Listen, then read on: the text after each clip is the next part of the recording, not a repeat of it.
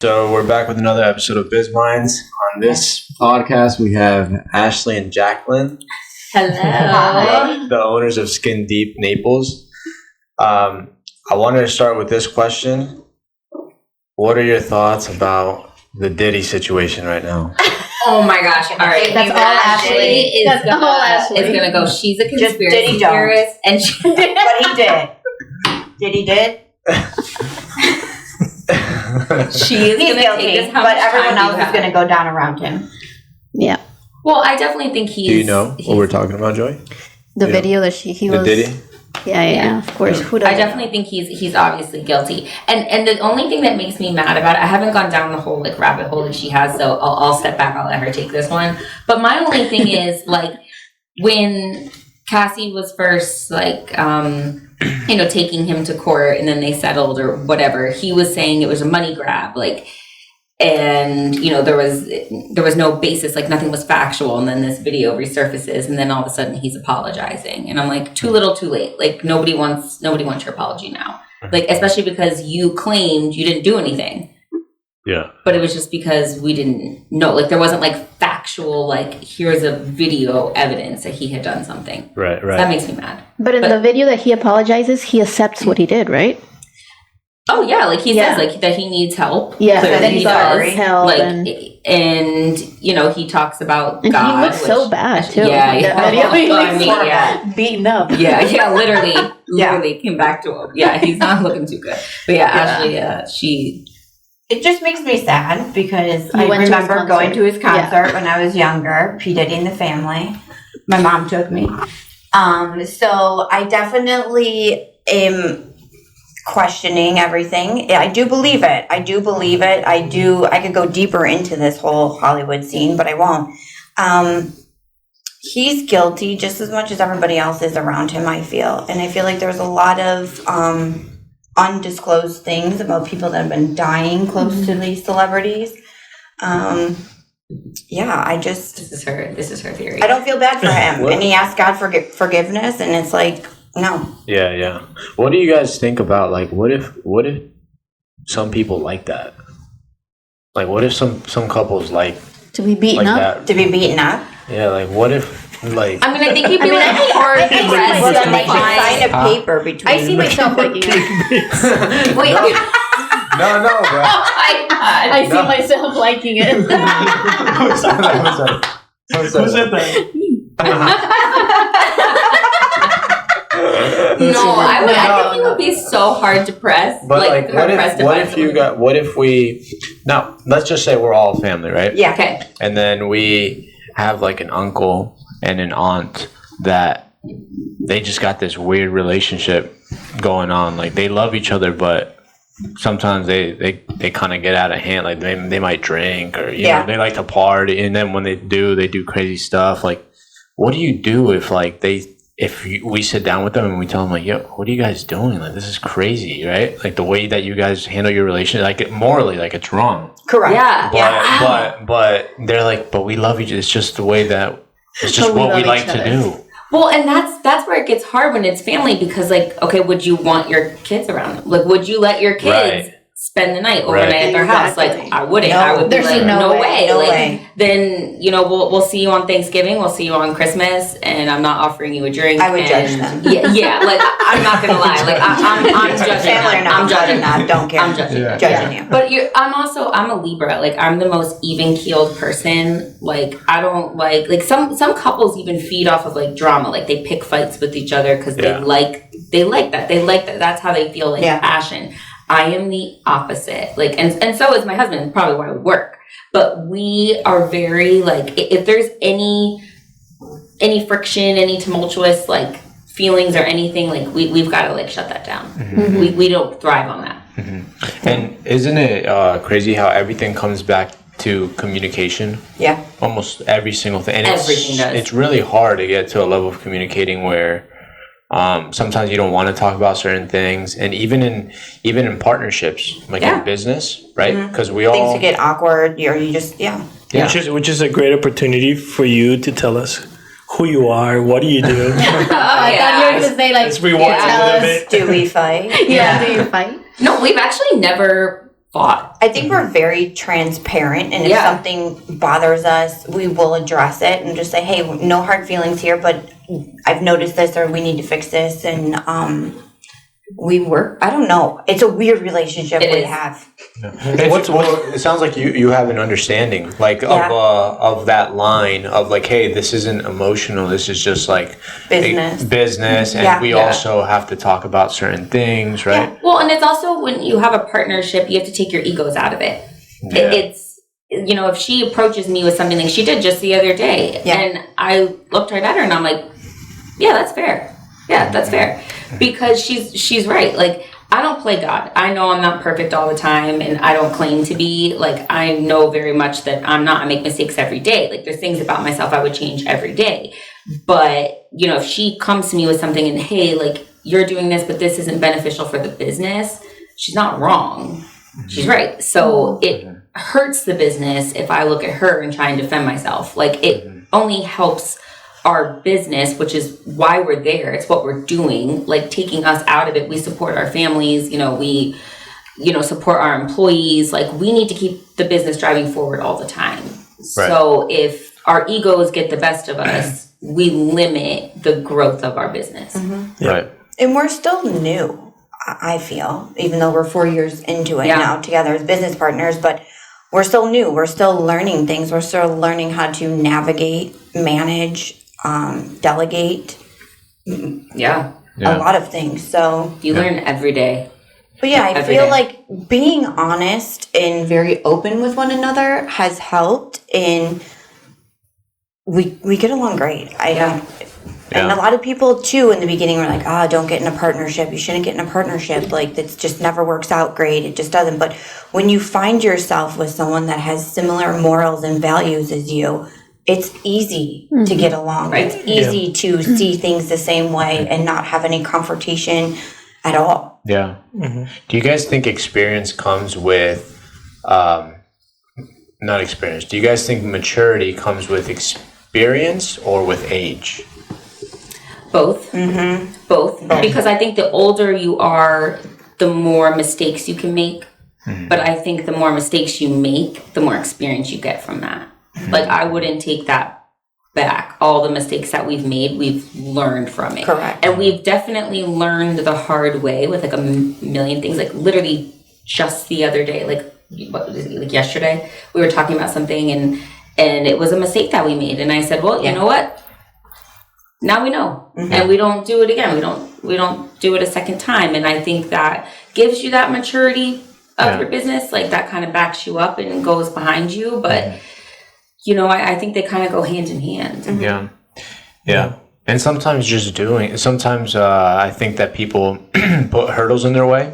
Like, maybe, you know, you overthink something. Should we do this? Is it in our best interest? And all these things. And you kind of don't know the outcome of that because it's something new. But I think just doing it at the end of the day is the best thing, because You don't know till you it's try. never, and it's never, I feel like we were just talking about this in the office, that it's, nothing is ever at, like, kind of big picture, it's not that big of a deal. Like, sometimes we make certain decisions feel like it's like such a big deal, or, but that's kind of one of those things that it's hard to juggle as a business owner, because you're juggling that on the personal side, the business decisions, the employee decisions, right? Yeah. It's a lot. Yeah. I mean, Jacqueline, because she's a little more calm, laid back than I am. I'm very ADD, hyper. I hope my family's I'm listening like to this all over the episode. place. She talks me off of a ledge multiple People times. call me calm. She is. She just got this grace and this aura, and she's just like, it's gonna be okay. Like, it'll be okay. Yeah. Right? And I'm like, no, it is not From gonna the be four of us. okay. Yeah. Like, Yeah. you guys do the same thing? He's the one that always tells us. I'm a worrier. I'm a huge worrier. Yeah, me too. Things just have a way of working out. Like, and it's funny, like, I am referencing my family, but like, my parents would always kind of say, like, I don't take things seriously. And it's like, no, I do take things seriously, but I don't stress about them, because somehow, some way, things always work out the way that they're going to, the way that they're supposed to, and everything is okay in the end. Like, we're all still sitting here. We all still own our businesses. Yeah. We're all still healthy and happy, and our lives are still moving forward. So, like, what's the worst that happened? Yeah. We still have everything that matters, right? So, okay. Yeah. And I think that right when everything is going your way, something's coming, you know? Yeah. And you just have to be Prepared. either, prepared or just Now know actually that. super worried. No, like just know that things are always going to happen. Yeah. You know? You're always going to have something. Yeah. At least that's the way I try to look at things, you know? Just enjoy them when they're good. And if things are not, if there's something to fix, just enjoy it too. And you keep moving forward.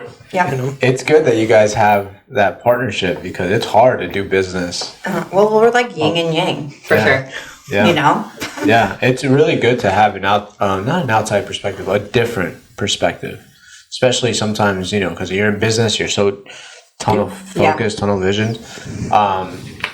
Has there been, because you guys have been with Skin Deep, I know, 4 years? You said We've owned it for 4 owning years. it for 4 years. But you've worked I've worked there 7. 7 years. Okay. You both worked at Skin Deep before you own it? She worked there longer than I did. And then I came along, 2 years after you were there? How long were you there? 7. Total? And 4. Yeah, so I think I came in like 2 years after she started at Skin Deep. Yeah.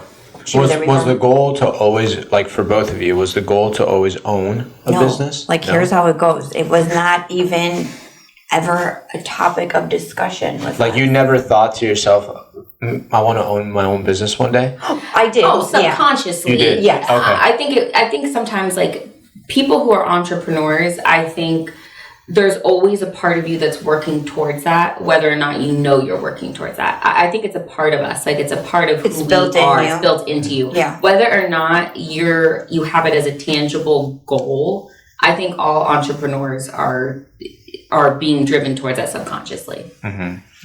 Yeah, I had my own business prior to, but I just rented a salon suite. So I was just working out of a salon suite, and I just built a clientele that way. And I was offered a position at Skin Deep. And I walked in, I liked it. I liked the atmosphere of the place. And I said, yeah, sure, I'll come here. I'll rent a room from you. And that time, Mary Ellen owned it. And when I walked in, I just remember saying to her, like, hey, in the future, if you ever want to sell one day, let me know. Didn't think anything of it. And I think like that summer, or no, about 2 years in, I went to Greece. I came back. She left. She went to Paris. Yeah. France. And she was gone for 3 weeks. She literally left us there just running the whole business. Like, we just did everything. And she came back. She mentally kind of checked out. And one day called me in the office. Was like, hey, Ashley, can I talk to you? And I was like, sure, no problem. And I'm thinking, well, what did I do? The first thing you always think. Yeah. And so then I walk in and she's like, I'm ready to sell. And I'm like, what? Like, I'm sorry. Okay. And I'm like, all right, well, I have to talk to Jacqueline. And that was the first thing. And I just remember going back and saying, Jacqueline, Mary Ellen wants to sell Skin Deep. And I was like, do you want to partner up? And she's like, yeah. They don't know, no, nothing. Yeah. And I'm like, okay. So I go back to Mary Ellen and I'm like, okay, well, just tell us what your price is. And she did. Thankfully, we have our fathers that, support us, love us, are there for us. They don't want to see us, make any mistakes. And they're both entrepreneurs. Yes. So great. that's a huge help. Yes, we have them to definitely. go back to. Well, I remember the first conversation I had with my dad, he was like, what in the heck are you getting into now? Like, why? Yeah. And I was like, we're going to do it. And then now look what happened. And there was a lot of negotiating back and forth with the price. And we had our fathers get involved with the finances and they looked over everything. And they basically told us, they're like, the numbers don't lie. Go for it. Yeah. That's an advantage. Oh, yeah. Such an in advantage business when you have someone that you really trust and it's teaching you certain things and it's doing certain things for you, especially financially, to take the decision if it's a good business to take on or So well, yeah, I agree with you. And I think where it was really advantageous to us is the fact. I think everyone should have a mentor. I think everyone should have someone that they bounce ideas off of. And what was so advantageous to us is those mentors happen to be our fathers, who not only are just looking at the business side of things, but they know us personally, and also they have our best interests in mind. So it's not like, well, try it. What's the worst that happens?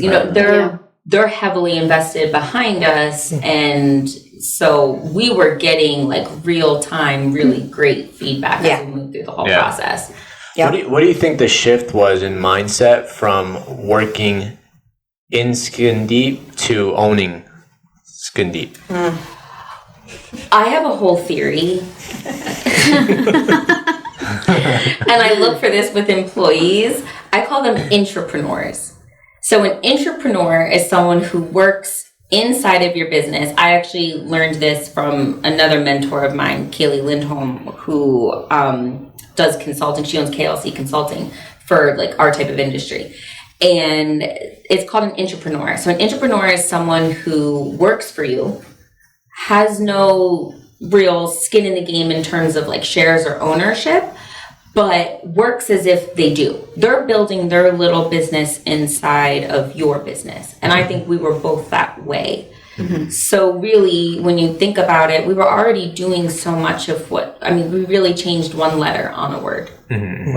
I think we're both really hard workers. We have a really good work ethic, and we, would hit the ground running every day building our own books. And that's the way this industry works. Like your success is measured based on the book that you have and the people that are coming to you, that patient and client repetition of, are they coming back, word of mouth referrals, things like that. So I think there wasn't a huge shift in terms of like our mentality. It was just having to change and learn responsibility. How to run it. Yes. Yeah, it was a little bit more larger pill to swallow though, because there's a lot more involved in it. Also, my weaknesses are her strengths, and same vice versa. So there are a lot of things that like we delegate to one another that we know we're both good at, and we just keep it that way too. What role do you like better? Did you like entrepreneur or entrepreneur? I like. This is interesting. I like. Okay, I'll go for it. I'll take one for the team here. I like the entrepreneur side of it. I love owning the business. I don't always enjoy managing employees. Yes. That's a very hard thing to do. If I knew it was going to be so difficult with managing employees, then I don't know if I'd sign up for it. It would be like just us. Like you'd rather do the entrepreneur. Yeah, because then you could. Because here's the thing, I don't stop.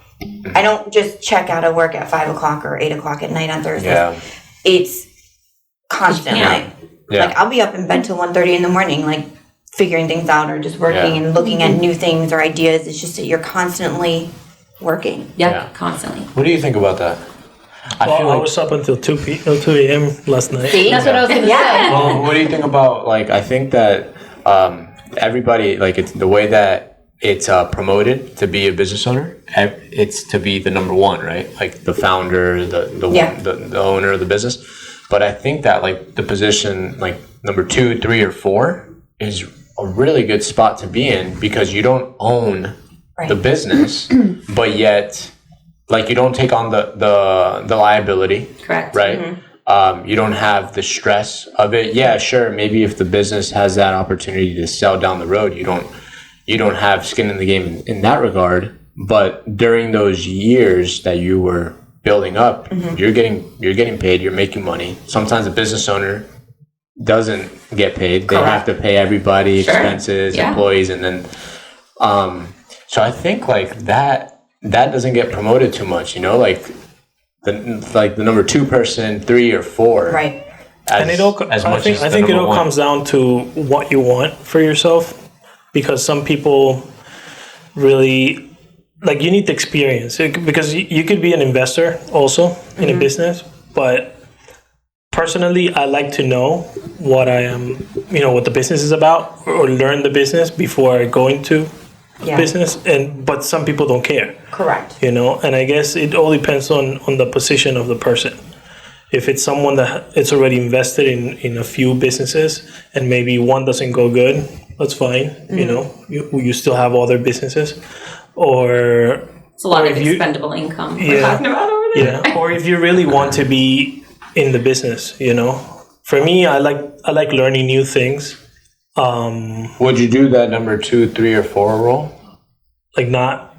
No, you don't know. Like let's say, let's just play like a little game right here of like, let's say Jackie and Ashley are gonna open up a new business. Yeah. Right. And they're like, hey, I'd like you to come into the business, but not as an equity partner in the business. Like a GM. More like the person that runs the business, or more like the person that runs the sales side of the business. Mm-hmm. You know, because that's usually like 2, 3, or 4. Those positions are usually like the person that runs it, the person that's in charge of like business development. Yeah, like the CFO, sales, but not a CEO. Yeah. Would you do that? No, I mean It's like it's being not an something. employee. Like, is that an attractive thing for you? It's not attractive to me. I rather consult. Yeah. You know, if I know something that you don't, then I rather consult more than manage the place. I feel like It's crazy because we're brothers and we think alike in a lot of things, but then in some things we think Different. Oh yeah. And we have like a very similar work path. yeah, Kind of. in business, but In business. but I've been in corporate too, so Yeah. I know like that corporate ladder. Yeah. Yeah. And I rather build the ladder than be in the ladder. And climb the ladder, yeah. Yes, than climb the ladder. So But what if you're on top of the ladder? You're not on the top of the ladder, but you're on that second step right there, you know? I think that's when depending on what you like to do kicks in. You know, I'd rather be. Depending on the industry, I think. I feel like I can lead, and I'm not maybe the best at being led, I guess, or you know, someone. Yeah. Got it. Yeah. So I feel like I'll give 100% of me if I'm the one leading, than if I'm the one following direction. I can follow direction, of course, but. But I just think that maybe that's a 60% against the 100% that I can, you know, Right. I can do. What do you guys think? What do you guys think about that? What would your answer be regarding that? I think it would be hard now to revert back. Like if you had asked me this question 4 years ago, I think I would have had a completely different answer. Yeah. But now, I mean, okay, like you want to go on vacation, you want to see your nieces, okay, asked and approved. You know, you want to. But like we have so much more flexibility in our personal lives now, where we can set our schedule. Like she has the ability to say, okay, you know what? No, I'm no longer gonna treat clients on this day. I'm gonna work in the back. Like we have the flexibility to build our lives and kind of shape our lives to be what we want them to be now. I think that's hard to go back after having that flexibility. What do you think? I think it would be hard to go back, definitely, because the flexibility is great, like she said. But when you also find those employees, which now we've found a great employee that is our office manager, or practice manager. She's great. She really is. And we now can like have that day off where we don't feel like we have to be 100% in the office, or we need to be in constant contact with what's going on in the office. We feel at ease that we can actually just step back. She's got it under control. Because we can delegate. Yeah. You know, everyone talks about and we didn't in the beginning. Correct. We didn't. We wore every hat and did everything. Yeah. And people always talk to business owners and say, well, delegate. You know, delegate that task out. Okay, well, do you have a person in the position that can take that task and do it just as well or better than you would? If the answer is no, then you really can't delegate it. Right. Because you don't want something to slip through the cracks or fall through the cracks. It's almost just easier if you do it yourself. Because if you don't, you're doing it twice. Because you gave it to someone, they caused a headache, and now you have to go back and fix it. It would have just saved everybody time if you had just done it in the first place. Yeah. So I think like as business owners, you can't scale your business until you have the right people in the right position. And the right system. And the right system in place. Yes. Yeah. It's like two different types of freedom, right? Because everybody wants to be a business owner to be free, but most of the time you're busy, right? Yeah. But not everybody will understand the type of free that we're talking about. Right. It's just it's being weird, right? free. Like you set yourself free. It's a weird free. Yeah. Yeah, you said and I will never change it for anything. Yeah, because it's something, there's no on and off switch. Yeah, you're always clocked in. You're always clocked in. Yes. It's similar to like being a parent. Yeah. Like your two girls go out, you know, they're at a sleepover for the night or they're at a friend's house. You know where they are. Never. I know. We talk about this all the time. Yeah, exactly. In the nature of the world, no, my kids don't with me. But say they're sleeping over at grandma's house, right? Like, you know where they are. But there's no on-off switch. It's still there. You're still worrying about them. You're still thinking about them. You still know exactly where they are all the time. It never turns off. You know, our kids grow up, they go to college. You're not laying down in bed at night and not thinking like, okay, what's she doing? It's 11 o'clock on a Friday night. That's where your mind is always going. There is no on-off switch. Being a business owner is the exact same way. Your business is your child. Yeah. You think about it constantly. Every decision you make, even in your personal life, could directly impact your business and vice versa. So it's just intertwined all the time. It's a great way to put it, right? I mean, even when a lot of people don't relate to that. That's a great example, because even like when we go out sometimes or to dinner or whatever, we're always like checking the camera, you know, looking. We're like supposed to clock out so that we can enjoy our time, but no, you can't. You know, but when we go on vacation, we're still logged in for work. We went out dancing the other day after a while. And I was like checking the cameras. And I'm like, what? I was checking the camera. For the girls, for the kids. For the girls, yeah, absolutely. Not for the office. Why, you left them home? Well, he used to do that before, remember? Oh yeah. Before he used to check the camera. I was never free. When I was in retail, I was never, literally, always checking, my phone. But then as you keep learning business, because the reason why you're always there checking and everything, it's because you want to make sure that everything is doing well. Because you care. But then you think about, okay, to be successful in business, then you should not be the priority in business. Like, you should not be the person that without you, your business doesn't run. Correct. So at least that's how I see business and the position I want to put our businesses to. But because otherwise I'm just employing myself. Correct. Yeah. Do you guys ever think like, why are we doing this? Has that thought ever came to mind? Like, why are we doing this? So we can, I mean, if you're a business owner and you can say you've never thought that one time, you are lying. Yeah. Like, you or what is this all like? What is this all for? Type of thing. Like, do you ever think like, is there a reward at the end? Yeah. Yeah. Hopefully we build it to the point where we're ready to sell. Right. Yeah. We'll have a great reward. That's a great thing that you brought up. Did you think about that before buying or right when you bought? No, remember, we didn't think about anything. We always said it's like, hey, you want to buy skin deep? We're like, yes. Literally, we thought about nothing. We didn't even write like our pros, our cons. Yeah. Like, we didn't even think what could go wrong, what our future. We're just like, sign us up. Yeah. Is selling, is that a thought that comes often to you guys? We haven't discussed it, but I would think that. I mean, eventually, yeah. You're not like thinking about that. Like, we're not scaling it to sell it currently. We're scaling to build it up. Yeah, we're scaling right now to build it up because we're both still young and we have that fire and drive within us still. And we've always, when something is no longer serving you. Yeah. When it's not bringing you joy anymore and you're dreading it and you just don't have that fire behind you anymore. And that's what happened with the previous owner. Yeah. She was just that fire was burning out and she did it for so many years. And I think everyone reaches that point and then when anything in life, not just business, anything in life is not serving you anymore. Yeah. Is it wrong do you guys think it's wrong to have a timeline when you go into a business? I don't think it's wrong. I think sometimes it's not realistic because you don't know what could happen. Look at COVID. Yeah. That threw off everybody's. I mean, a recession can happen. For sure. I mean, there could be a recession.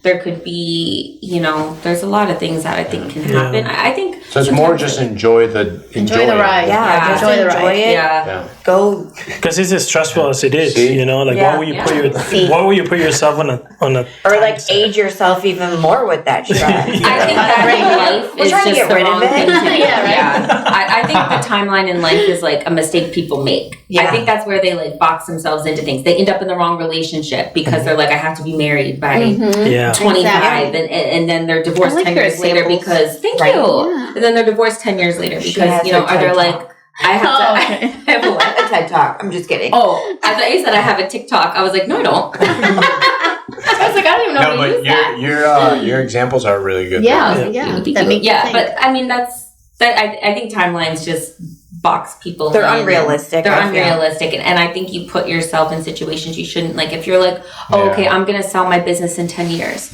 and then you do that, you could be selling yourself short. Maybe if you had given it an extra 5 more years or one more push, you could have sold it for $1 million more. And was that $1 million worth it to just give it, you know, 3, 4, 5 more years? It very well could be. Like, so I think, again, things happen when they're supposed to happen. We meet the people we're supposed to meet, or we, you know, your life would not be what it was if you were trying to box it into a timeline. Yeah. We always talk about it. I don't like putting myself in positions where I'm not enjoying what I do. Yeah. Even if it's something that I'm not familiar, or it's something that I'm trying for the first time, I want to enjoy at least taking the decision of doing what I'm doing, you know? So, you and I just talked about this the other day when I was saying, like, I don't put myself in positions of anxiety. Right. Oh, yeah. Like, I don't ride roller coasters. Mm-hmm. Yeah. I don't watch scary movies. I do not put myself in positions of things I do not enjoy. And eating fruits. But then, do you... You don't eat fruit? No. Do you Any ever... fruit? Any. Avocado, if that's considered a fruit. Wait, but didn't you eat something and we told you like this whole time it has fruit? No, she eats fruits all the time when my parents cook, but she doesn't even know. The croissant, sugar? Oh, yeah. I didn't know it had applesauce. Yeah. Wow. It's just it's a mind block. It's a mind block thing. It's a mind. And my daughter's exactly the same, and she never knew that we don't eat fruit. Can we unpack this? I want to know. I have like so many follow-up questions about you. Yeah. Like, why fruit? I don't know. And I used to eat them when I was little. Is it seed? It was just like a flip. It's a mind thing. I think so. Yeah. But I couldn't smell it. I couldn't touch it. If you were next to me eating it, I couldn't sit next to you. It was like a phobia, I think. And my daughter's exactly the same, and she's never seen me do it to say, okay, she's copying me.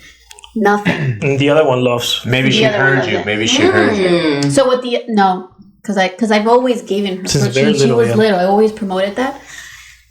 And me not wanting to touch it, like I would touch it, you know, just to give it to them. But no, we need to like Google what a fruit phobia is called. But Shay is kind of the same. She just likes it a little bit more, but she's not like a fruit fanatic. I think it's mind block sometimes. Like I used to never ever eat mushrooms ever. Like when I was growing up, and then all of a sudden, I don't know, like 3 or 4 years ago, I'm in love with mushrooms. Yeah. I don't know.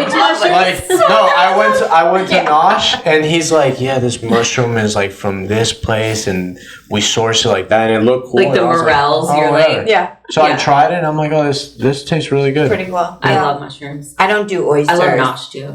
Oh, I love oysters. One of my favorite foods. Oysters and octopus. I'm a foodie. Was my thing when I was little. No, I don't. I love oysters. You love oysters. I can't do oysters. Oysters and octopus. I used to eat oysters when I was like 9. I would eat like dozens, and now I can't even look at them. And that people have to slurp them. She's very picky. I'm very picky with food. And that.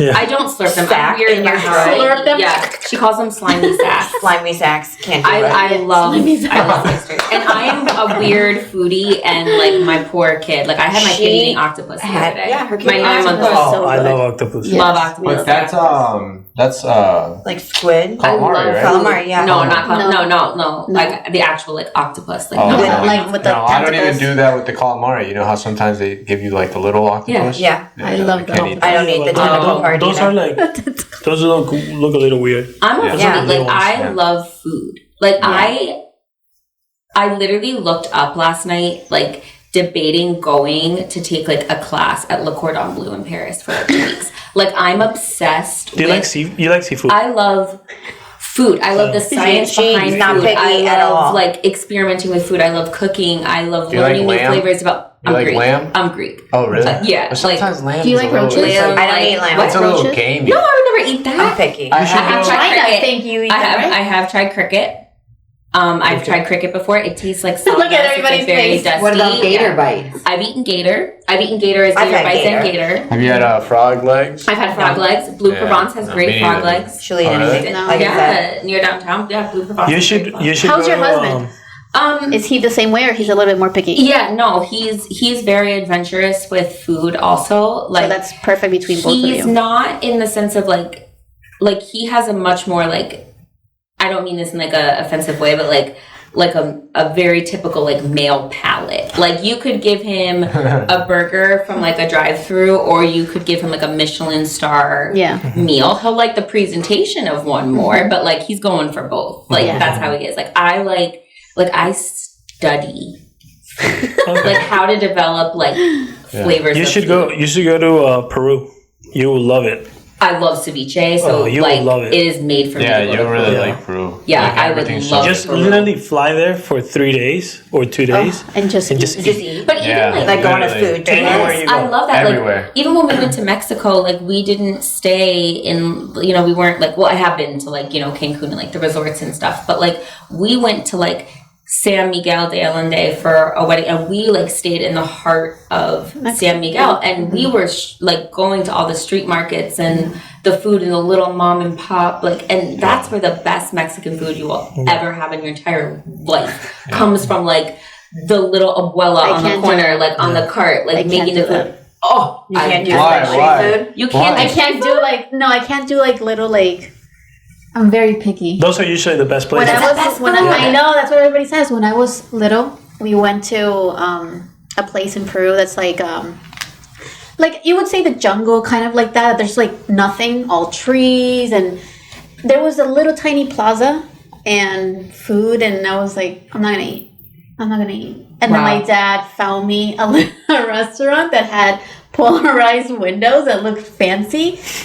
Breakfast, lunch, and dinner. I would eat there Right there. just because it looked fancy. Yeah. Well, everyone ate at the market.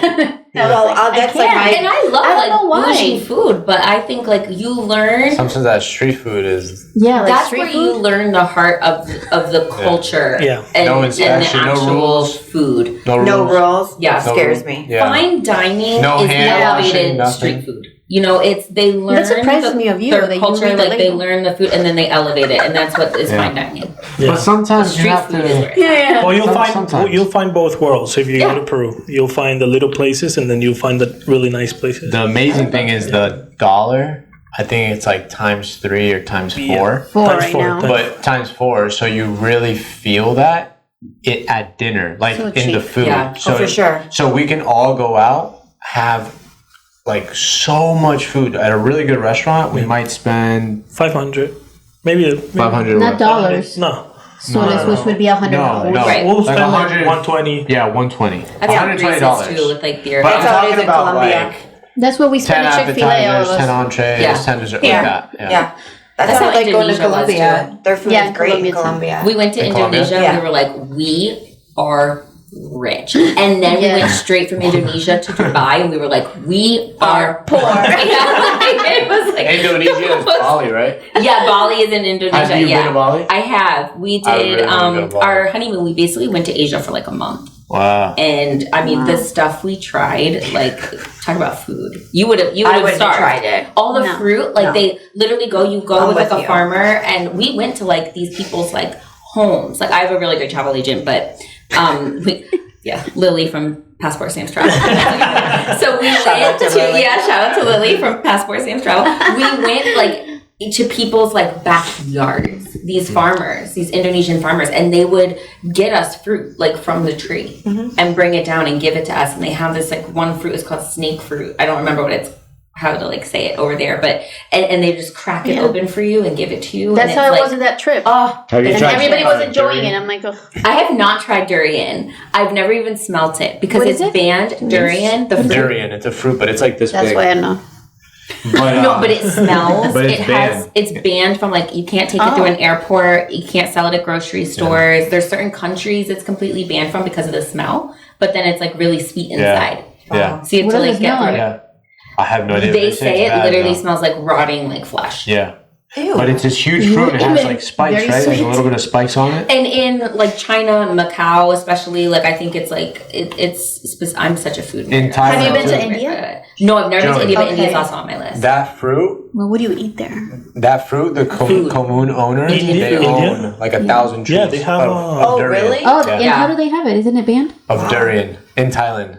Wow. No, in other countries That's they have it. Yeah, cool. they Oh, can't not get it here. over here. You cannot. yeah, You cannot like Wow, that's fly so with it. cool. It's banned from hotels Yeah. What is it that you like? The Indian, and certain Indian restaurants. food? How do you call it? Butter chicken. Butter chicken from India? Have you had butter chicken? No, No, where do you get it No. around here? What? It's great. Right Yeah. across the Indian Palace? No. India. Yes. India. Have you been there? No, I've been to 21 Spices though, and 21 Spices was really good. I went to Yeah, 21 is Spices because he good. beat 21 is Bobby good. Flay. Have you seen Kareem? I'm Have you hungry. been to Kareem's? No, Okay, so try Kareem's is India. good. Yeah, Kareem's is really good. Where's That's it at? Lebanese. Next to right next to 21 21 Spices. Spices. oh wait, I have been there. You have I been have been there. If that's the one next to 21 Spices. Yeah, like around the corner. Yes. Yeah. And then the India right here is so good. I heard that was good. On there. Pine Yeah, Ridge. I've been to 21 Spices because he Really beat good. Bobby Flay, and I won. Oh yeah, that's Yeah. why we went too. Yeah. Yeah. So little like weird unknown fact about me is my celebrity crush is Bobby Flay. Oh yeah. So That's her hall And she pass. loves Taylor Swift. yeah, no, I do love Taylor Swift. I do love Taylor Swift, but celebrity crush wise, it's Bobby Flay. And so I watch his show like every night. And then I watched that episode and I was like, oh, Naples. And she watches Encanto. And just so, Best movie and ever. just so people know, right? Kind of circling back to your Yeah. business. Yeah. You're, Yeah, because I'm getting hungry. you guys have in mind expanding, right? Yeah. Correct. And that's same location where you guys are. You're just going into another unit right Next next door. to you. Yeah. Yeah. And with that expansion, is there going to be like more services, or what are you hoping that expansion does, for the business? Is it service related, like adding more services? You guys just need the space? We need the space. I mean, I feel like we've kind of run out of room, and we could. And when you run out of room, you can't book as many people because you don't have the space to put them in. Where it's like, okay, if we have this extra room, we could put this person on because we have the employee to do it. We don't have the rooms available. Oh, and so I think it's crazy how med spas are opening up here. Yes. In Naples. I know it's They're like Starbucks. There's one on literally yeah. every corner. I know it's like a boom all over the country, but the amount now you have like all types of doctors that are doing it. So eye doctor, dentist, dermatologist, Gynos. Really? Yeah. Actually, I didn't know I about want to be that. surprised. I want to be No, surprised. actually, there is. There Yeah, I are have some heard about that. gyno Yeah, doctors that I have do heard about have- that. Wow. Internal Some aesthetic stuff. medicine. Yeah, Yeah. absolutely. How crazy is that, right? Because I feel like I don't know. I honestly, I probably should go to the doctor more. But when I remember, I never would remember going to a doctor and then seeing like Botox. yeah. Yeah. And now we just went to get something with Shay's Vision. what? Her vision. Yeah, her vision. And then we went. You threw me off a little bit. Her eyes, you're going to say. Her vision. Okay, yeah. So we went for her eyes to get checked, and then they're doing med spa services. Oh like yeah. Yeah. Botox, yeah. all types of services. Absolutely. I thought that was crazy. Even I was like getting ready to deliver my son, and they were like checking my dilation. They like shut the door, and there was like a Botox like thing on the Really? side, and I'm like, okay, like those are very different areas of the body. Yeah. Yeah. I mean, okay. Yeah. Yeah. What are your Yeah. thoughts about that? It's a He likes competitive market. I Yeah. mean, it's going to be competitive if everybody's offering Yeah. services and doing the aesthetics and the med spa. It could be challenging. You just have to learn how to set yourself apart from these people. Yeah. And I think really quality in Right. how you treat people, the results that they're getting will definitely help you stand out. And I think it is a cash grab for a lot of these doctors because there's no insurance involved. Everything is cash. It's something they can like add on. But I think if it's not something that you're doing all day, every day, sometimes that can hurt you more than it can help you because they don't always have like a lot of experience in doing it. So that's the only thing. And then I think also, listen, all you need, anyone can get a salon suite and a syringe and call themselves a med spa. But how do you become the obvious choice? And how many of these people are really doing it legal? Yeah. There's 2 med spas.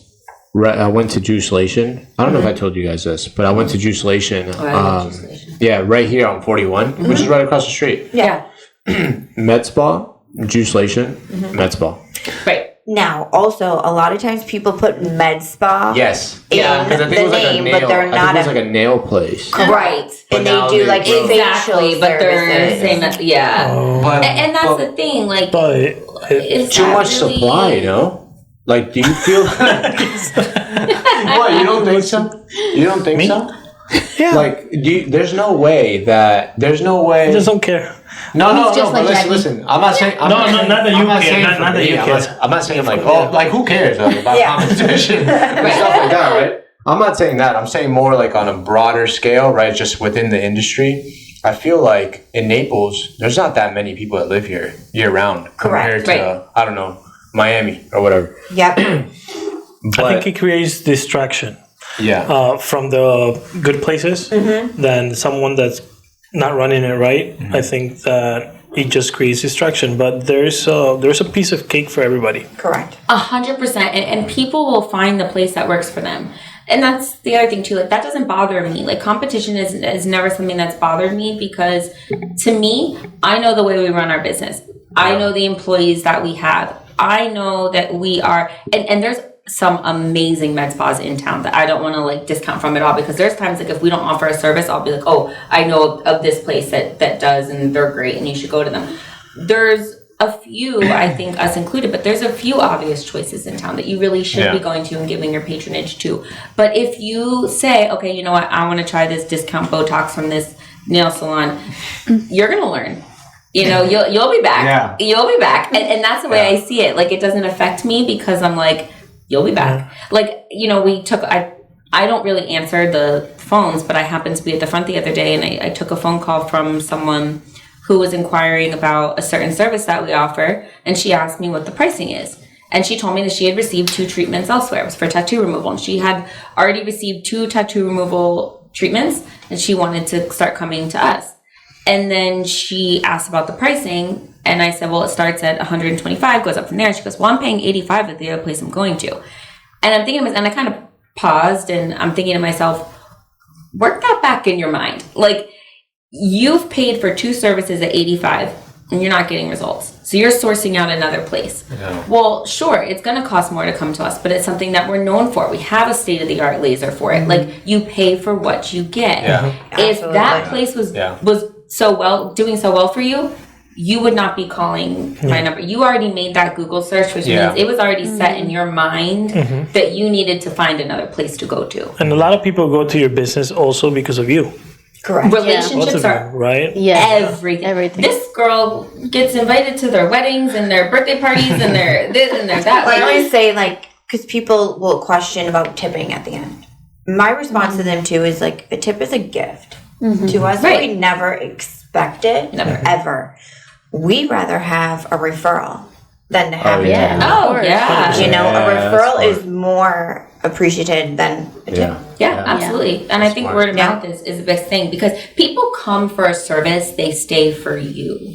And we are very personable. So I do think, like, back to me being invited to different things from clients, we build these relationships with our clients. We make them feel welcome. We make them feel like part of our family. And we enjoy that with our clients in that relationship. And I think that's what brings them back and what makes them talk to their friends about us. Yeah. And we make sure that we make ourselves accessible. Yeah. Like, I give my email all the time and I tell them, like, hey, if you need me nights or weekends or whatever, you want to send me a picture, hey, does this look normal or whatever, this is my email. It goes straight to my phone. You can get me. And I really do check it constantly and answer them back because I want them to know that I am a human being as well and they are accessible to me. I'm not just this brick and mortar with a sign on the door that you come to just for your appointment and then you leave. Like, we are here for you all hours, all the time because you deserve that. You know, our services are not cheap. Med spa services are not cheap, especially if they're run the right way, especially if you have state-of-the-art lasers. And we know that, and that's not lost on us. So we want you to know that, like, you're not just a wallet. Yeah. You are a person. We're just as invested in your results as you are. Yeah. What do you think about competing versus collaborating? Competing with other med spas? Competing just in general. You know, there's a lot of people that are not doing business in a way where they collaborate with other people, and because they're looking at business as if they're competing. But when you're collaborating, I think collaboration is important because, again, like I said, like if you come to me and you want a certain result, I'm just as invested in it as you are. If I can't help you, I'm going to send you to someone that does. I don't see that as competition. I see that as I'm best serving my patient who came through the door. Like, that's my job. Like, there's Naples electrolysis. There's a wonderful electrolysis. Her name's Kimberly, and I love sending people to her to get the gray hairs that we can't get with laser hair removal, because you're coming to me, you want this service done, you want to be hair free. I can't quite get you there. I can get you partly there, but then I'm going to send you to someone that can. I don't look at that as competition. I look at that as like, hey, if we two work together, we can get this one person exactly what they're looking for. They're going to be happy. That's our goal. That's our job. The same when, like, people come in and they want microblading. But when they come in, they explain that they really don't, they want more of a shading technique. Well, I don't do a shading technique. So I'm going to source you out to 2 girls in town that I really like their work. I think they do great. And I refer them out to them. And it's because I'm helping you, you help me, I help you. Like, here we are. We're all and having that mindset of, you know, helping each other instead of competing. We believe that 100%, right? Like, we happen to be, you know, thank God, behind a few heavy accounts in Naples that maybe a lot of people don't know that we're behind of. And when we first started, we try to collaborate with certain people, and maybe those their accounts were, you know, bigger accounts. And then, you know, as time went by, we started growing, started getting behind, you know, big businesses in Naples. And now we're behind the accounts that those people want to collaborate with. Yes. So I'm like, everything goes full circle, right? Yes. You always have to be open and try to collaborate with everybody. Doesn't matter where that account is or where that person is at. You still have to try to, you know, collaborate, work with each other. Yeah, I think the old school way of business was like who gets to the finish line first. Right. And I think that now, like Gonzalo was saying, people have a much more like an approach to collaborating and synergizing. Like, how can we move the needle forward maybe a little further than like maybe I can alone or you can alone. Or maybe that's how Naples is too. Yeah, I don't know if it's like that, like in Miami, Tampa, you know, those bigger cities. Yeah, like New York City. I feel like Naples, they could be a little more New York, exactly, rude or. But I feel like Naples is very like community oriented. I think it's good when, like, I think on the business side, how Naples is growing. I think it's a great thing for everybody because it makes businesses, it sets the bar higher. So I think that whoever's the most sharp with everything they do, don't care, or they don't mind that more and more places are opening or whatever. But I think that when there's, because even just like 10 years ago or 8 years ago, like just to get, tints here, it's like 5 times more expensive than South Florida. And I think that that's because there was not as many, there's few places. Let's say there's offering. Yeah, like let's say there's 3 places that does like window tinting, but there's a lot of demand, so they can kind of slack off on the service. The price is high because there's more demand than supply. Because they're not being driven by and now you see like people now there's so many more places, and you have to be sharp. Because if not, you kind of like, how clients and customers are. Like, you don't pick up one time, they don't answer the phone. Yeah. Right. You know? Yeah. They're on to the next one. Right. They want. Yes, and exactly. Instant gratification, and everything does have to be buttoned up and like streamlined, and especially with like both of our industries, because you know you guys do so much more than just my next like reference points. I don't mean to like discount it, but I'm talking about like social media, like people who run social media. Like, okay, you've got college interns doing that now out of their dorm room. Like the barrier to entry is so low, and sure they're charging next to nothing, and it's the same with our industry. Like I said, you can get a salon suite and a syringe and slap a name on the door and call it a med spa. The barrier to entry is low. But what happens when you do enter? You know, who's set apart from the rest, and that's the thing. You have to set yourself apart. You have to become that obvious choice. You have to become the business that it's like, okay, I want a media company backing me up. Okay, I want a PR company backing me up. Okay, I want this, I want that. Well, then I got to go this way. You want to be that name on people's lips. Like, it's the same way for us. Like, we wanted to be like, okay, I want laser hair removal. All right, I have to call Skin Deep because they're the obvious choice. Yeah. But you create that. It's not just given to you. Right. Oh, yeah, for sure. It's built on your hard work. But that's because of the competition. Right. If we were the only ones in town, sure, we would be the obvious choice. And you get more relaxed too. Right. Yeah, that's true. You push more to yourself when you have competition around you. I agree. And I think also like having a standard for yourself. Like when competition arises, that's when people start price shopping because they think that they have the option to do so. Yeah. So they start shopping around for the cheapest price. Price and value are two completely different things. Yeah. Because the value behind what you're getting matters more than the price. Like, I don't mind if I go to Trulux and I'm spending, $400 just for my husband and I to go to dinner. But let me tell you, the service is amazing. The food is amazing. The drinks are amazing. We walk out that door, the valet is right there.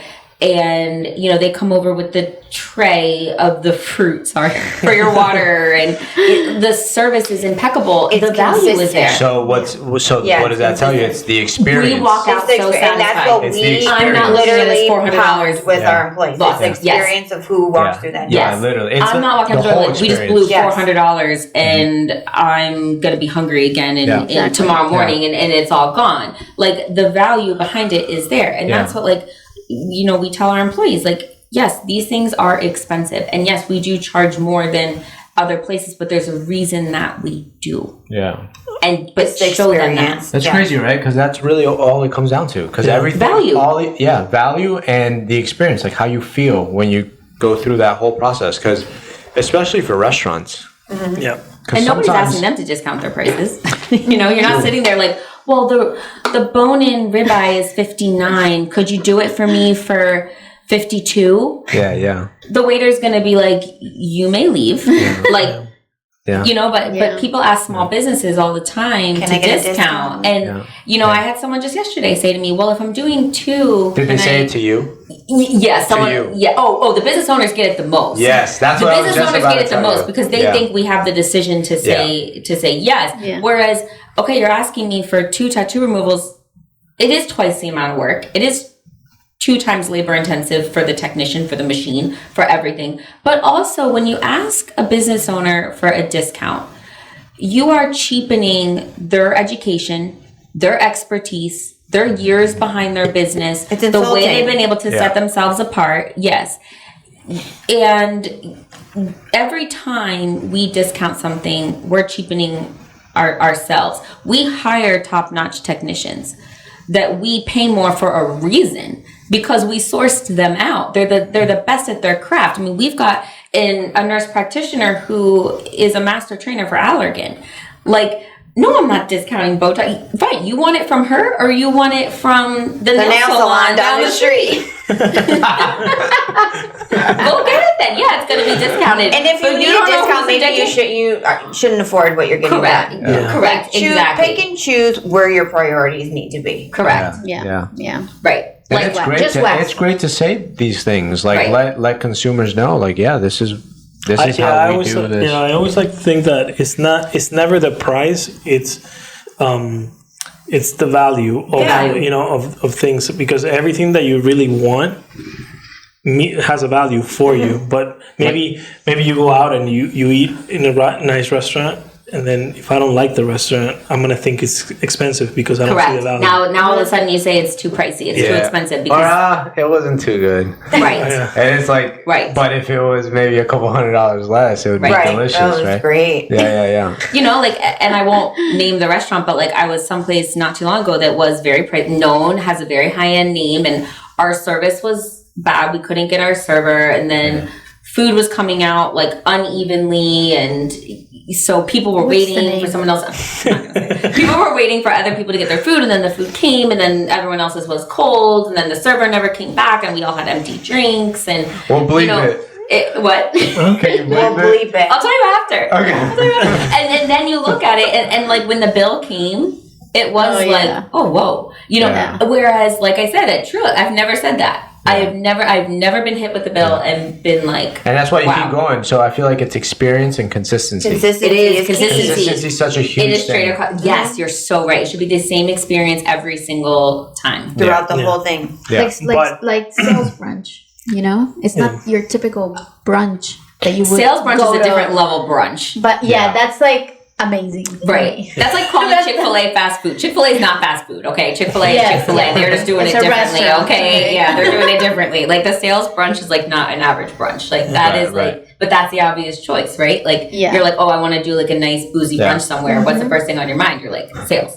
Cheyenne and I never used to do, at least, and she told me she didn't either. Like I never used to go out for brunch. I always thought to myself like breakfast. You probably did. You probably did, but you just didn't call it brunch. Oh yeah, like I probably did, but I didn't call it brunch. You know, like I don't know. I was just getting like lunch. First watch, early or late. I don't know. So, but then we went. You know, we started going to sales, and I'm like, dang, this messed me up. This is what brunch is now about. It's like, now it's the 1% of brunch. Yeah. So now it's hard. Like you go somewhere else and you're like, dang. Where's my caviar? It's not like sales. Like, like where's my caviar? Yeah. We appreciate the, it's hard though, that consistency. All the work that's put into a restaurant. Yeah. Because it's the hardest, and I'll debate it with anybody. It's the hardest industry. I agree with you. You have to really love what you do to serve people in that way. Yeah. Because I know we all provide a service. Right. Yeah, but that's a different type of service. Again, that's a different world. Like people ask me all the time, like, because I talk about how much I love food, and they're like, "Oh, you should have a restaurant." And I'm like, I would hate food then. Like I wouldn't have the same relationship with it that I do. If I had a restaurant, maybe like a food truck. Yeah. But like a restaurant, I would love to have food truck. No, that should be our next venture. Yeah, we call it the Twisted Twisted Sisters. Oh yeah, she's a good cook. Really? Yeah, I like she's good. cook, yeah, she's very good. Yeah. What's your like your specialty go-to? That you make. Oh gosh, I make so many good things. Yeah, I don't have like a. What are you gonna bring for the next insider? Oh my god, we really should. Ooh, my shrimp ceviche that I make. Oh yeah. Shrimp ceviche? You're gonna make ceviche for a room full of Peruvians and like. Oh yeah, no, I can't do that. I would never be brave enough to do that. I don't know how to make ceviche. I've never made ceviche. Gonza makes amazing ceviche. I make ceviche. Yeah, I love ceviche. What's the place in Miami, like Ceviche 105? That place is so. I've never been. Good. You guys did talk about and that. what's the thing that they have there? It's the Peruvian dish with like, it's like a potato, but it's like yellow. Yuca. No. No. You guys just. It's like mashed potato, but like in a little. It's almost like a little cylinder. Yeah. Yes. And it's like Causa. Yeah. From that place. So good. Is so good. And their pisco sour. Field trip. You know what's really good is in Miami, since you're a foodie, Hell's Kitchen that just opened not too long ago, maybe like half a year ago. Yeah. Hell's Kitchen by Gordon Ramsay. Ooh. I know Gordon Ramsay. Wait, okay, we have to tell the Gordon Ramsay story of you on. Ashley was on Hell's Kitchen. No, I was on Hell's Kitchen. I was on Kitchen Nightmares. Excuse me. Yes. Kitchen Nightmares. I was on season 3, I think. No way. No way. Yeah. Look familiar. We have a zoomed in picture of your face. In Michigan. It was for the Italian restaurant that I worked at in my town where I live, my little city. It was called Giuseppe's. And the son had wrote into Ramsey and like his crew and everything, and they picked them. They picked the restaurant, and they came in. And didn't you like not work there at the time? They called me home from college. Yeah.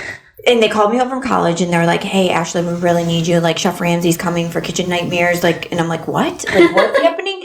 They're like, "You're gonna be on TV. Like, we need you." And I was like, "Okay, all right, I'll come down." And I did. I worked like 3 days. No it was way. 3-day recording. Yeah. And there was a time, like, I remember I was like, "Was it scary?" And she's like, "Oh, I don't care. I didn't work there."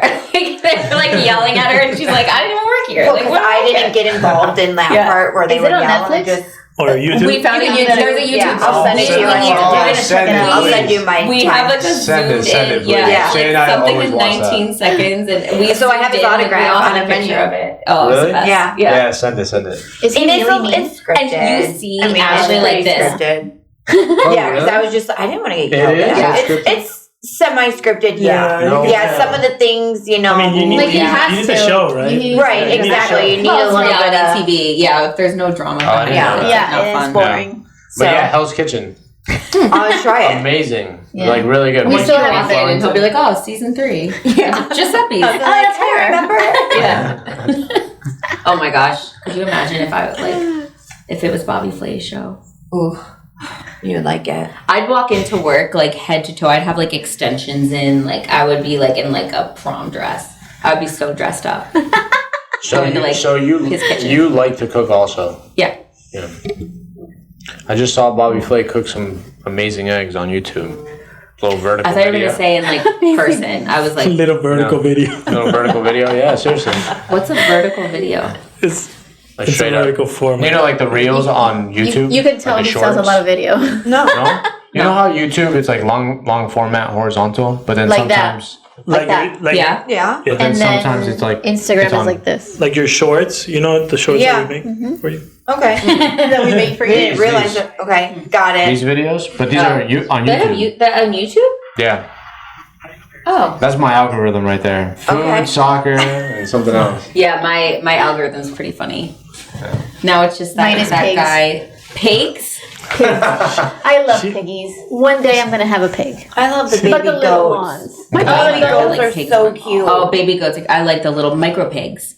Micro pigs, yeah. Yes. Yeah. Yes. My brother-in-law But he would never. and Oh, my never either. husband, I'm they're with you. twins. No. They've referenced getting pigs. Oh, And my husband is Chris, and he wants Chris Let's say P. something about the chicken. Bacon. Oh, And then my brother-in-law, his name is Kevin, wants to get a pig and name it Kevin Bacon. Yeah. I. This has been a topic of conversation in the Sargent household. It's hard to have a pet that you eat, right? True. I think But it's doesn't hard it to feel, have a like, pet in weird? general, but then like you have a pig. yeah, it's a little like. Yeah, that's why I tell her, like, How? What can you compare that to? Yeah, but in Peru, We're not gonna stop I mean, eating you them, have just- people have Yeah, chickens right. and you eat Well, chicken, I have a guinea right? pig. Egg. Oh, you have a yeah. guinea pig? Don't they eat Oh, guinea pigs in Peru? Yeah. Yeah. Yeah, I've got a guinea pig. I never had guinea pig, but my dad said that. I never they're had amazing. you. No. I've heard it tastes like chicken. I have had Never. friends. I've had friends eat it, and they say But that's it's like that's like I think like That's like a chicken in jungle Peru. thing, no? yeah. That's like an Amazon thing, no? Or no? That's I don't like know. normal over there. We thought in Mykonos that they served cats as chicken. Yeah. I would- I No, would they that. do not. Well, at McDonald's they serve rats, I think. Yeah, McDonald's. So- really? No.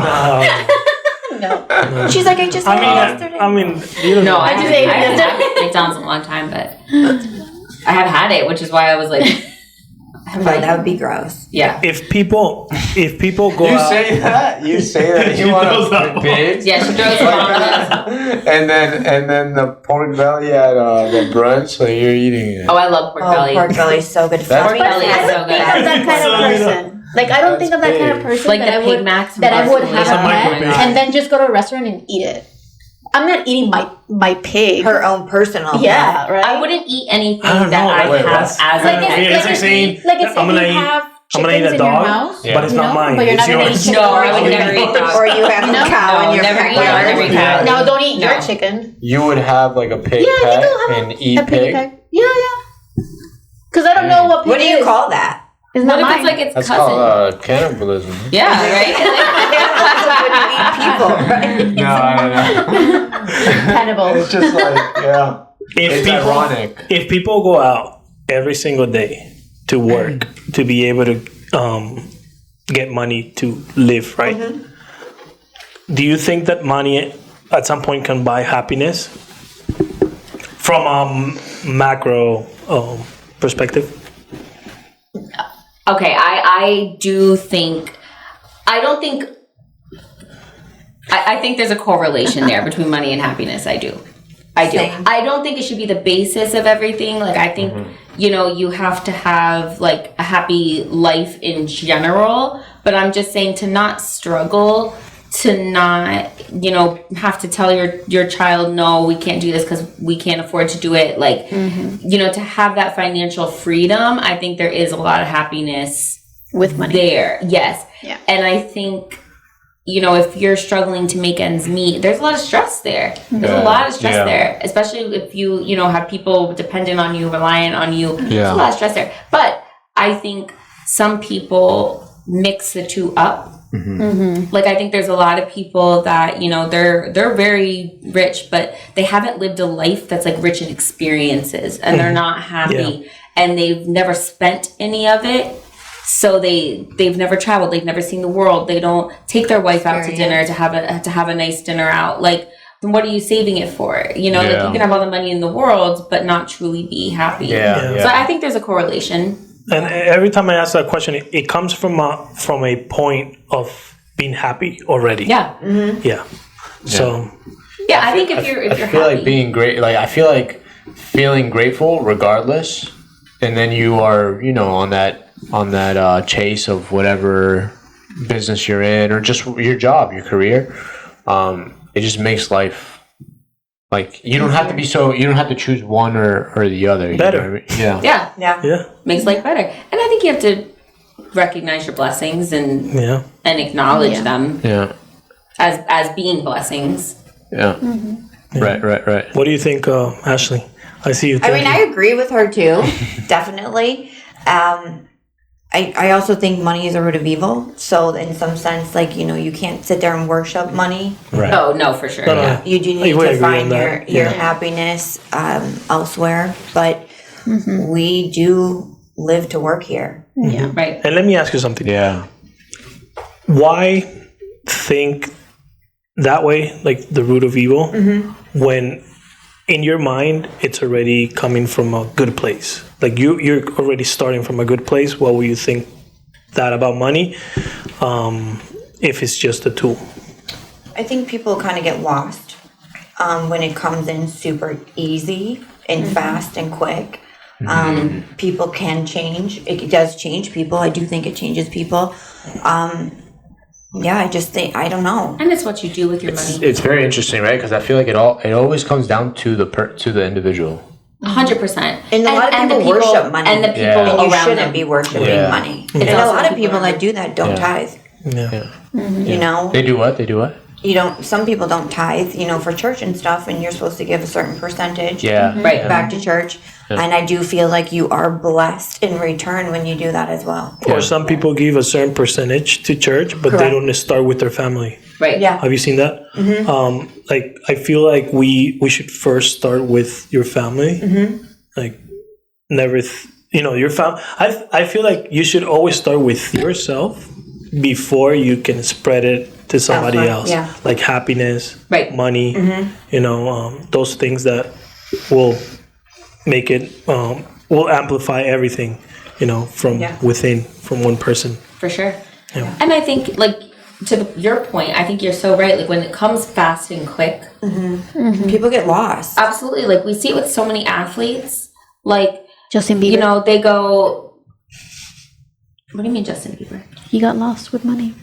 Oh. He got lost. He got with the started. P. Diddy song. I was like, here we go. She's gonna take you down the Diddy route again. But I mean, like, with a lot of athletes, like, they come from a situation of no, like, financial background. They're not used to that. Right. Yeah. And they don't have a team behind them. They don't have someone guiding them with what to do with that money.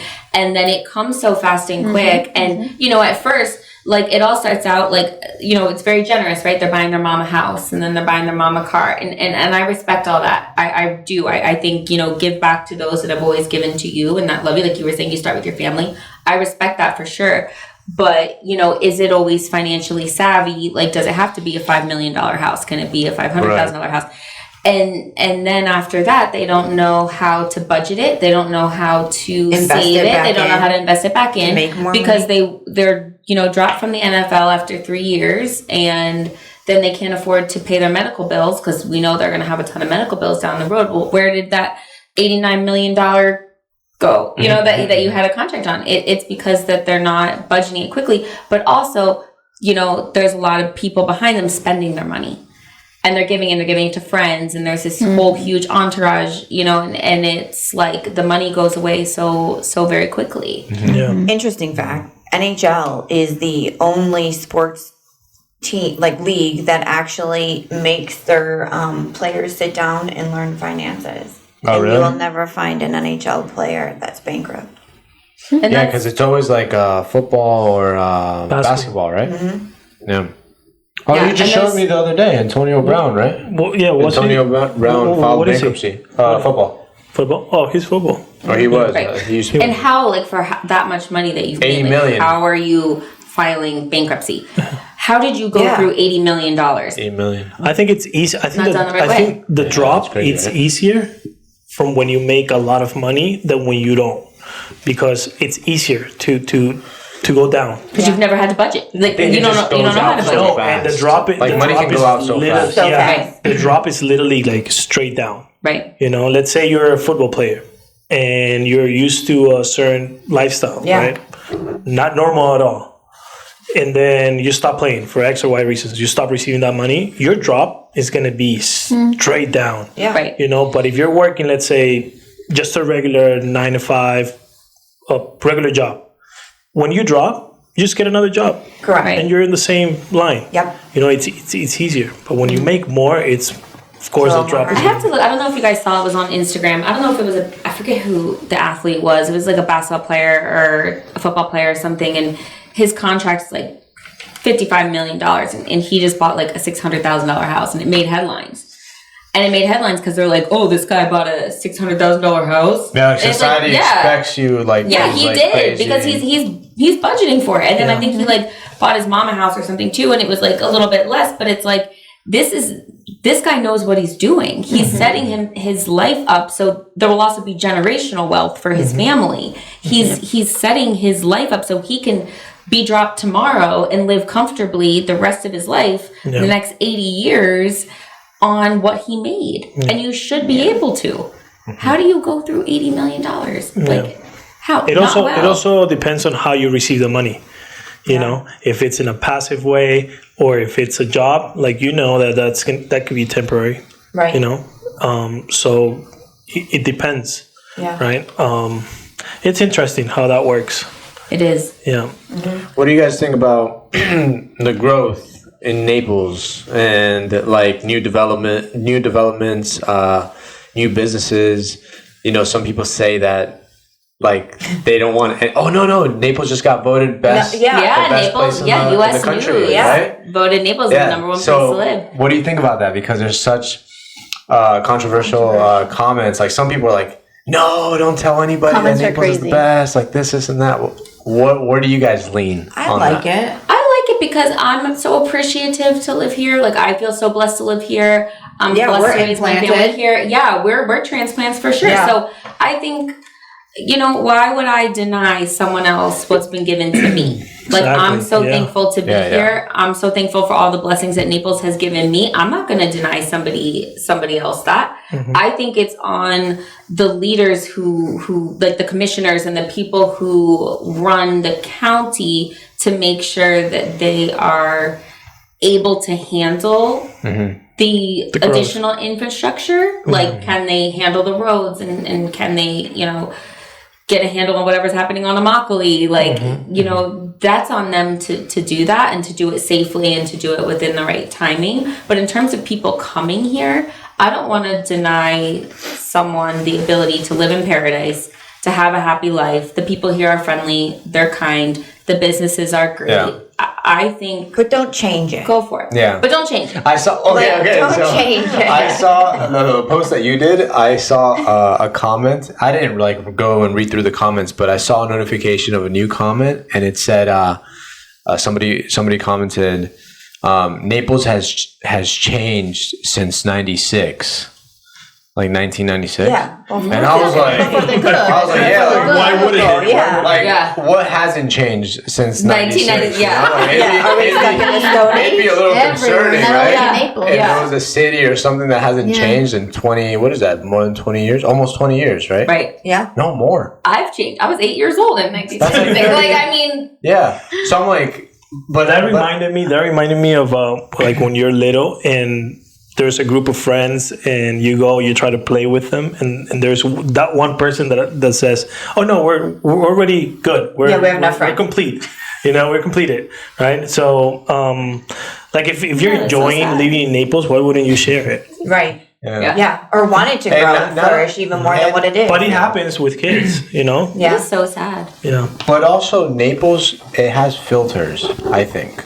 Like it's pricey. Yes. Right? There's not public You're transportation so right. Yeah. like there is in other cities. Like there is, but there's one. Right. Right? There's not like a bunch of Different stops everywhere. And no nightlife, really. No.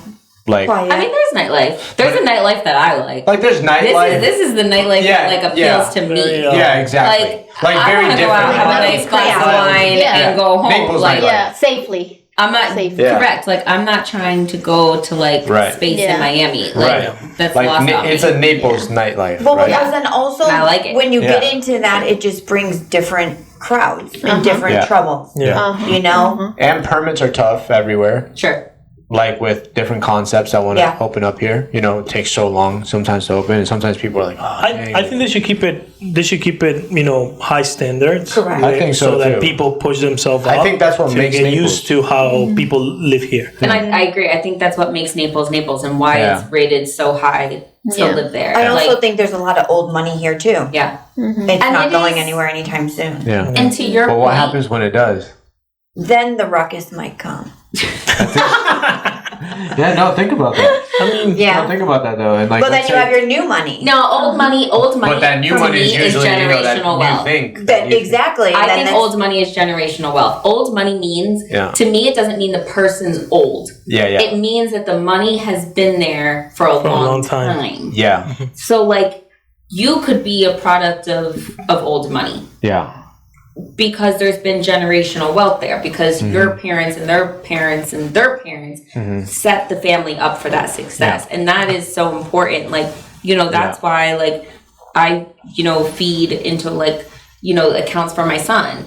Like, right, we do that. And again, I am the child of a financial advisor. So, like, all this stuff that I'm saying is because I have that person, in my ear all the time. Like, are you going to make money for your son today? Like, yes, Dad, yes, I am. So, like, but I do that so that way, he doesn't have to pay for college. He doesn't have to. So, he can put that money into his retirement account, whatever he doesn't use. And he's set up for success. And then when he's working, he's doing that for his kids. Like that to me, and I'm not saying I'm old money, but that to me is what old money is. It's a structure of generational wealth. So it will never go away as long as each generation is feeding into that mindset. Yeah. I agree. And living like that. I agree with that. I think the only tricky part is that the new generations have to subscribe to very much so. Like the thought process shifts, right? Like we in our family, just 5 siblings, we all think so different. Yeah. 100%. Like we also, and then to pass that down, right? Just with the new way of thinking and things like that. And the world changes. Yes, and it'll be very interesting to see like where Naples will be. Right. Like our parents, who were buying homes in 1970, and they bought a home for $100,000. Yeah. What are we going to get for $100,000? Right. So like. In Naples, that's nothing. So you have to think about it like that too. Like the world is different, but also you might want to live differently than your parents, and that's okay too. Like I know, like especially with my dad, like I stress my dad out all the time.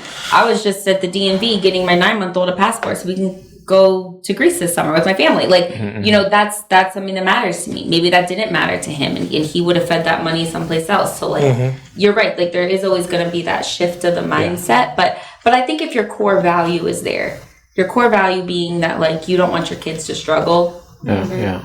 And to your point earlier where you were saying like what's nice about Naples is that because it's pricey, it makes us, work harder. Like I think that's a very good point. Like, we're busting our butts so we can afford to stay in this town, right? Yeah. So we can afford our living expenses and we want to be here. So we're working twice as hard because we want to raise our families. We want to stay in this zip code, right? So it pushes us. Yeah. It's a driving factor behind how hard we're working. Yeah. The summer is kind of, they're not the greatest because they are slower, and it's weird to see like everyone just kind of like disappear. Go. They're gone. I feel like we're seeing such a decrease in that now, though. I feel It'll be interesting this summer. I feel like this summer will be interesting. Like my schedule is still so busy. I look at it and I'm like, who's slow? Like I'm sweating. Next week we're not. It used to be slower. Sweating. Yeah. No, it used to be so much slower. It's just weird, like and to see how businesses can even stay in business. Yeah. They budget. During the summer months when it does. Yeah. Places on Fifth lose so much money in the summer months. Right. Like that's why we believe in supporting local businesses. Correct. Every single restaurant try to go support, don't write bad reviews because they're working hard. Right. It's like it's so hard in that industry. So I feel like we should all support everybody that has a small bit because off season is tough. Right. For restaurants here. What restaurant are we supporting tonight? Because I'm hungry. For sure supporting someone tonight. Yeah. But I do think like we don't see that dip as much as other seasonal cities do. Like I know for us, like we are still like for all intents and purposes, we are still busy. Yeah. Like we are still booked. Like I go into work on the days that I'm there and like I am busy. Like barely get a chance to sit down or eat or do whatever, and I'm thankful for that. And that is in the off season. But you look at these other places, like my family also lives in New Jersey and they live in Seattle City during the summer. And I see with these local businesses, like in these beach towns, right? They have 3 months out of the year to make their money for the year because these places have to shut down because the cost of operating when no one's there is too high. So they have 3 months to provide for their families for the entire year. They also we don't have that. They also have a season. Well, yeah, like the beach towns. Yeah. Like because people aren't going to rent there during the summer. I mean, my family has their house there, but right? Yeah. So she means like New Jersey, right? You said right, but like look at these towns in like upstate New York. Like Lake George or these places that are so seasonal. There aren't year-round residents. So there's people who come in. They're there for the summer and then they leave. And they have 3 to maybe 4 months if they're lucky they have Memorial Day to Labor Day to make their money for the entire year. We don't see that here. So I feel like we're very blessed because it could be so much worse. And we do have a lot of people that are year round that come to us that also just come to us during the off season because they don't want to compete for appointments during season. Yeah. So they come in during the off season because they're like, I'm not gonna I want to call up the week of and get in. I don't want to call the month of and get in. And I understand that too. So I think it stays pretty consistent. Like I think we're blessed in that. In that sense. Yeah. Oh yeah. Yeah. The only thing is like I'm not like why is Publix so expensive right now? Oh my god. I can't. Go to Trader Joe's. Going on with Go to Trader Joe's. Yeah. Am I the only one that thinks this right now? Because I swear I bought 4 or 5 things. No, not even. Maybe 3 or 4. How am I at 150? Right. Yeah. The only person who can afford to shop at Publix right now is like Mr. Publix. Like whoever owns Publix can go to Publix and get their groceries at an affordable. We bought a cabbage. I've never bought a cabbage before. This is a very random just item to reference. Oh yeah, because and what did you make with this? Dumplings. Okay, all right. So we were making like dumplings. Oh, look at you! How do they come out? It was really good. I have a bunch still in the freezer, just to make. But it was a cabbage, $8. $8 for a cabbage? Yeah, for a cabbage, 3 pounds. And why didn't you go to Aldi's? Oh, I don't know. They didn't have it. They didn't have cabbage. See, I go to Trader Joe's. I'm not sure. I shorted it. I believe it. And it's like lettuce. I'm careful because I just learned something the other day. If you say anything bad about Trader Joe's, I'm gonna leave. I'm just gonna say about produce, vegetables, and She's warning fruit. She's warning you. That you have to look at where it's coming from. Mm-hmm.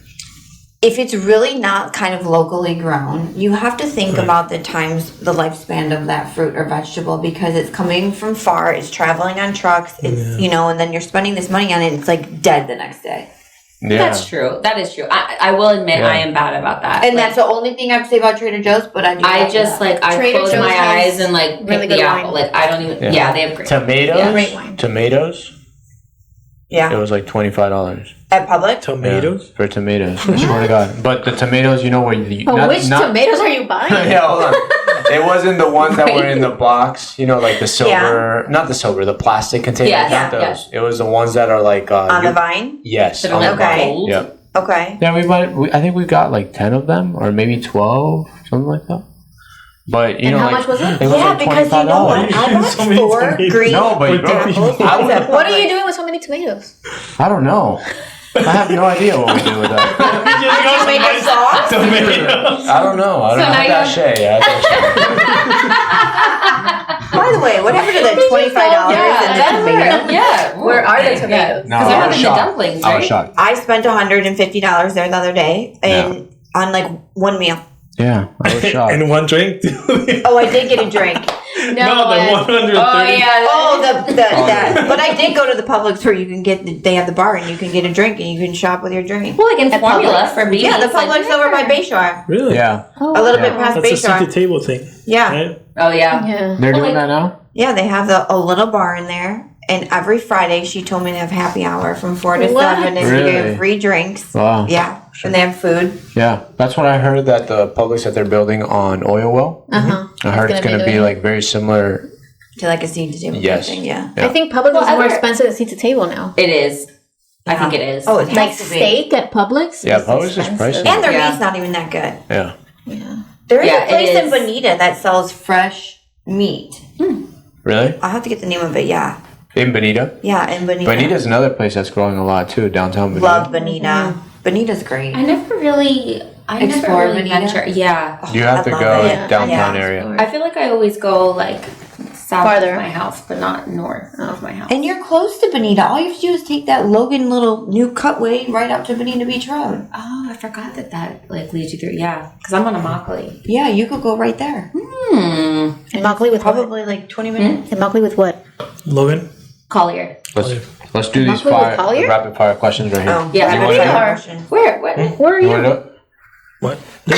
Again, we're gonna talk about this off air. I'm gonna figure out what neighborhood you guys live in, but off air, so someone doesn't like. This jump was in my like- house. this I was live in a like- gated so someone community, just but talking. No, we This live in the was same like, how are we community. going to title this one? This Yeah. was like a mastermind Of of questions? everything. yeah, Yeah. we Of solved life. all the world's This is like problems. a life mastermind. I think Okay. we should 'Cause I say feel like like we solving the went world's everywhere. problems. Yeah.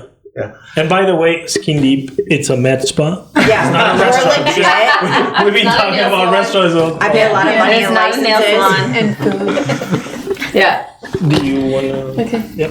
Are we getting rapid fire questions? Yes. Yeah. All right. Do we have to? These are we like Do alternate you want to do answers? like one each? Yeah, we'll alternate answers. No. Let's do like. Get an answer from Like the Ashley same says question. it. Jacqueline says it. Yeah, Jacqueline yeah. says it. Okay. What digital or software tools do you use daily to make your life easier? JSmart. CRM. Hello. Click on Yeah, like our operating system at work. iPhone or Android? iPhone. iPhone now. I used to be an Android.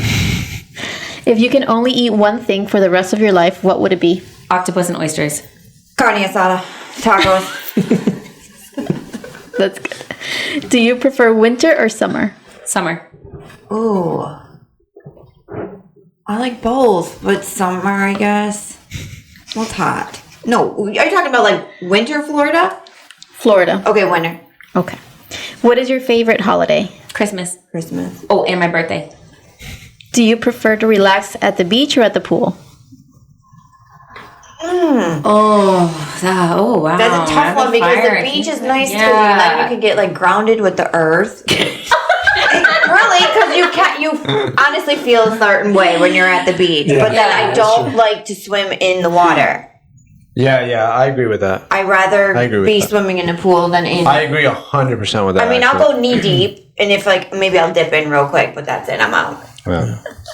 I don't know. I can't answer. And I hate sand though too. So pool.